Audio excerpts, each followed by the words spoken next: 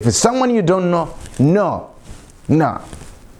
How are you? The energy went to, I was disappointed. But anyway, I learned a big lesson there, that if they be any person who come in my life, whether I know them, I don't know them, I want the energy of entertainment to be the same. Forget the old and focus on the new. Why do we have a New Testament?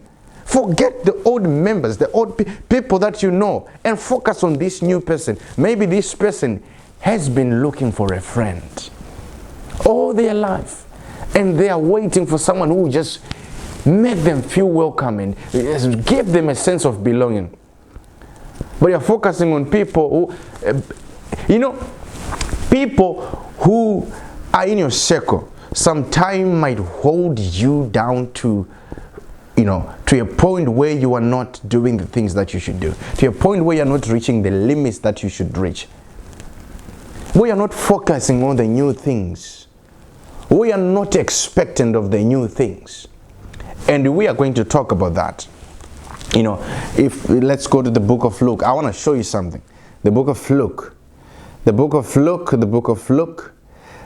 Luke chapter 8, from verse 40 to verse 45. This is a story, a famous story that you might know, woman with the issue of blood for 12 years. But there's something I want to show you. Luke chapter 8. Luke chapter 8 from verse 40. From verse 40. Let's read from verse 40. From verse 40. And it came to pass that when Jesus was returned, the people gladly received him, for they were all waiting for him. Verse number 41. And behold, there came a man named Jairus, and he was ruler of synagogue, and he fell down at Jesus' feet and besought him that he would come into his house. For he had only daughter about 12 years of age, and she lay dying. But as he went, the people thronged him. And a woman having an issue of blood 12 years, which had spent all her living upon physicians, neither could be healed of any, came behind him and touched the border, the hem of his garment, and immediately her issue of blood changed. And Jesus said, who touched me? Verse number 45. And Jesus said, who touched me? When all denied, Peter, family, who is now like a family to Jesus Christ, familiarity. Now Peter and they that were with him said, Master, the multitude throng thee and press thee, and said, thou who touched me? This is the problem. Now Peter is being too familiar and saying, there's a lot of people here who are touching you. You are saying, of course, there's a revelation there. There is a revelation, because Jesus said virtue came out of me. Because of faith, this woman touched Jesus, and virtue, power left Jesus. So that's why Jesus Christ could tell that someone touched it. But on the other hand, it seems as if Peter wants Jesus Christ to keep going, to ignore this one new person who has come in their midst. And Peter is saying, keep going, Master. There's a lot of people who are pushing and they're saying, someone touched you. A lot of people are touching you. No, Peter, there is one person among you who needs attention. This is what actually happens in churches. People who have been in churches, old members, they want to stay at the door and surround the pulpit, surround the chairs. They don't want the front chairs to be taken by anyone who is new. They want to guard the anointing. You cannot guard the anointing. You can't guard the anointing. They want to be always at the center of attention, the center of attraction. Forget the old and focus on the new. Among you, there is one person who needs attention. And Peter, sit down. Let Jesus Christ give attention to this one woman. And Peter saying, no, Master, there's a lot of people here. Let's keep going. Have you seen that? People who are new in churches or anywhere, in your groups there, Just give them attention, and I'm sure they will appreciate it. First impression to impress, so that they stay and be followers of Jesus Christ forever. So that they be like Philip and the other disciples who go out and say, hey, Nathaniel, let's go. And to a point where even if someone can criticize, you still say, come and see. First time impression.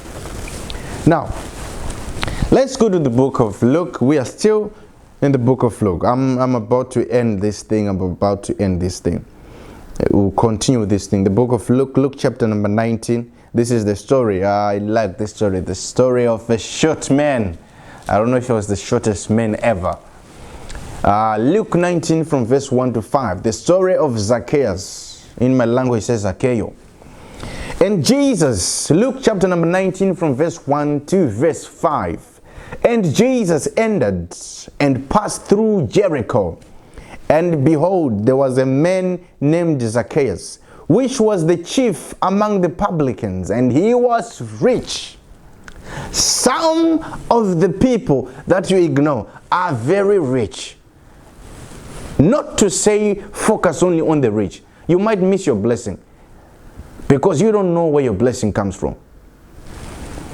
And he sought to see who he was and could not for the press, because he was little of stature. He was short. Zacchaeus was short. He wanted to see Jesus, but he was short. Everybody's tall. Everybody's like a giant. Everybody can see Jesus. Everybody can see the preacher. Everybody can see.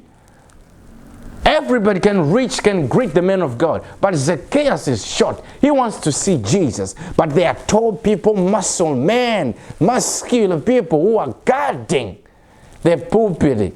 Hey, that's the pulpit. The pulpit. Number 4, and he ran, Zacchaeus ran, and he ran before and climbed up into a sycamore tree to see him, for he was to pass that way. No one among these people said, this guy is short. Can I help you? Let me lift you.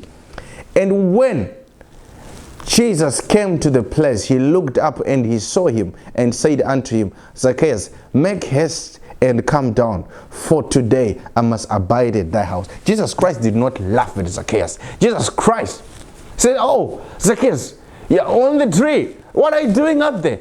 Come. I want to rest at your place today. Let's go. First time impression. Not to say, you're falling. Why are you climbing the tree? Huh? What if you fall down? No. Zacchaeus is climbing the tree because there are people who are too familiar around Jesus. And they don't even want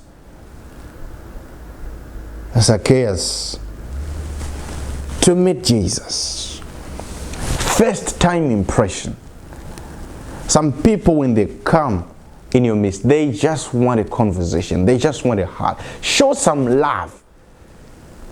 Is your impression to impress or to depress? Two things that your impression can do. Your impression can either impress or depress. So when you meet someone for the very first time, let your impression impress them. Because first time impressions means a lot. Can determine whether the person stay in your life or they go forever, or they stay depressed. Because maybe where they are coming from, they have been depressed by some of the impressions.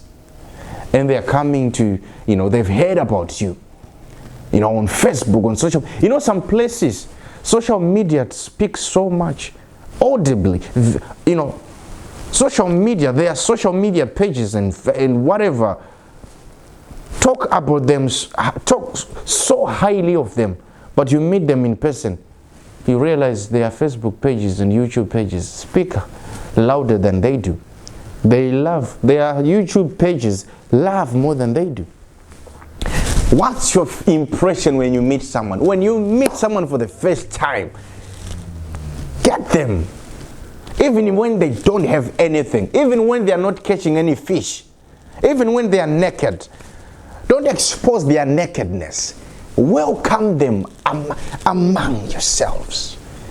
Make them feel welcome, whether they are naked or dressed, whether they are rich or poor, whether they are crying or they are laughing. Say, you are welcome. Hi, where did you come from? Oh, we are happy to have you here. Well, don't just tell them we worship on Monday, on Sunday, on Tuesday to fill your church. No. Sit with them for a minute and say, hey, you know what we do here? We do this and that.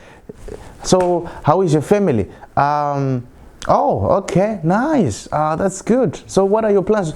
That little conversation can get someone to be your church member for the rest of your life. Not only a church member, really can make someone to fall in love with Jesus even more. First time impressions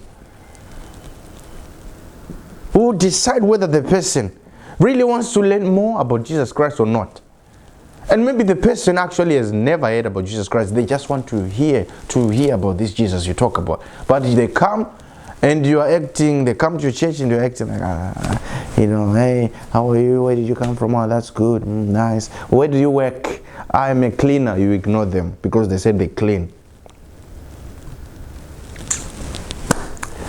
Anyway, we are going to stop here for today and we'll come back with this. Some other time, we'll come back with this.